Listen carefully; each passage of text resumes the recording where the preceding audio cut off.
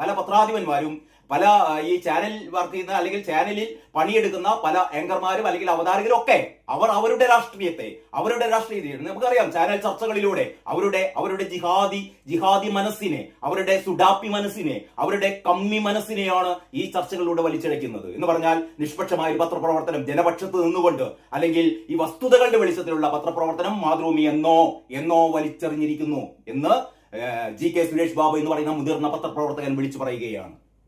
അപ്പൊ എന്താണ് പത്രപ്രവർത്തനം? ഇന്ന് പലർക്കും അറിയാലോ, ഈ മറ്റേ ചാനൽ, ഏത് ഈ റിപ്പോർട്ടർ ചാനൽ, ഒരു മരമുറി കേസിൽ ഒന്നല്ല കോടികളുടെ മരങ്ങൾ മുറിച്ച് കടത്തിയ കേസിൽ ഇപ്പോഴും കേസ് പെൻഡിങ്ങിലാണ്, കിടക്കുകയാണ്. അതിന്റെ ഏറ്റവും വലിയ കള്ളനാണ് കോട്ടക്കെട്ടിട്ട് ഇവിടെ വലിയ എന്ത് പറയുന്നത് അറിയോ, ഈ പ്രതിബദ്ധത, വാർത്തകളുടെ കാര്യം അല്ലെങ്കിൽ നവോത്ഥാനത്തിന്റെ കാര്യം, എക്സ്ക്ലൂസീവ് റിപ്പോർട്ടുകൾ എന്നൊക്കെ പറഞ്ഞിട്ട് ഇവനാണ് ഇവിടെ ഈ പറയുന്ന ഈ രീതിയിലുള്ള പത്രപ്രവർത്തനം നടത്തുന്നത് അല്ലെങ്കിൽ മാധ്യമ പ്രവർത്തനം നടത്തുന്നത് ചാനലിലൂടെ.